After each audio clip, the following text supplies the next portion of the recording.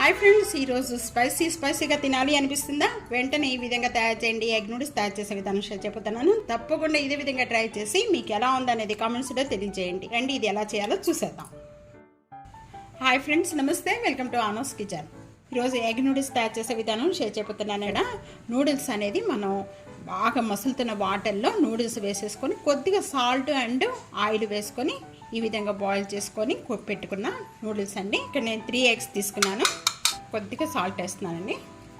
Salt వేసేసుకొని ఈ 3 eggsలో మొత్తం కూడా బాగా బీట్ చేసుకోవాలి. ఇలా బీట్ చేసేసుకొని సైడ్ పెట్టేసుకున్నా. ఎగ్ నూడిల్స్ తయారు చేసుకోవడానికి నేను ఇక్కడ ప్యాన్లో 3 tablespoon ఆయిల్ వేస్తున్నానండి. ఈ మొత్తం ఆయిల్ అనేది వేసిన వెంటనే కూడా ఈ ప్యానానికి మొత్తం కూడా బాగా స్ప్రెడ్ చేసుకోవాలి. ఈ విధంగా ఒక కాగిన వెంటనే ఇక్కడ మనం బీట్ చేసుకున్న ఎగ్స్ అంతా కూడా దీంట్లో వేసేస్తున్నాను. అంతా కూడా ప్యాన్లో వేసిన వెంటనే కూడా ఈ మొత్తం కూడా ప్యాన్లో మొత్తం కూడా మనం ఆమ్లెట్ ఎలాగైతే మనం స్ప్రెడ్ చేసుకుంటామో అదే విధంగా ఇలా స్ప్రెడ్ చేసుకుంటూ ఉండండి. ఒక 2 minutes వరకు కూడా మనం ఎగ్ వేసిందంతా కూడా ఈ విధంగా ఫ్రై చేసుకోవాలి. వేయించుకున్న ఈ ఎగ్ అంతా కూడా నేను ఒక బౌల్లో తీసేసుకుంటున్నానండి.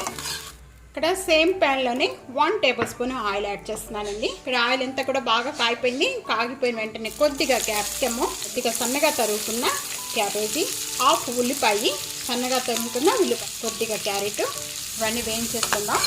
tablespoon సాల్ట్ యాడ్ చేస్తున్నాను. బాగా వేయించుకోవడం అవసరం లేదండి, కొద్దిగా అలా వేయించుకుంటే చాలు, చాలా బాగుంటుంది తినేటప్పుడు.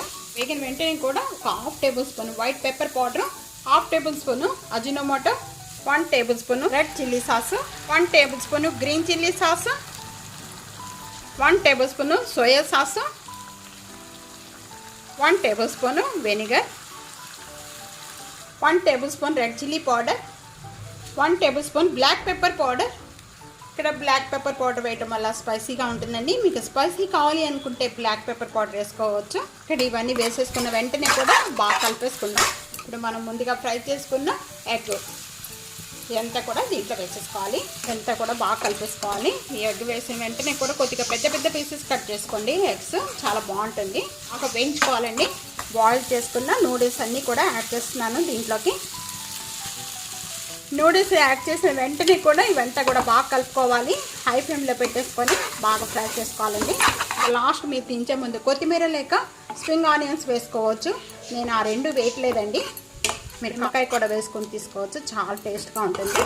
అది తినేటప్పుడు నిమ్మకాయ పిండుకొని తింటే బాగుంటుందండి. అందుకే ఇప్పుడు పిండట్లేదు నేను. అవి ప్లేట్లో తీసేసుకున్నా. రెడీ అయిపోయింది egg noodles. Egg noodles ready. తప్పకుండా ఇదే విధంగా ట్రై చేయండి. నచ్చిందా మీకు? వెంటనే సబ్స్క్రైబ్ చేయడం మర్చిపోవద్దు. అలాగే ఫ్యామిలీతో, ఫ్రెండ్స్తో వీడియోని షేర్ చేస్తుండండి, వీడియోని లైక్ చేస్తుండండి. Thank you for watching. Next వీడియోలో మళ్ళీ కలుద్దాం. అంతవరకు సెలవు. బాయ్.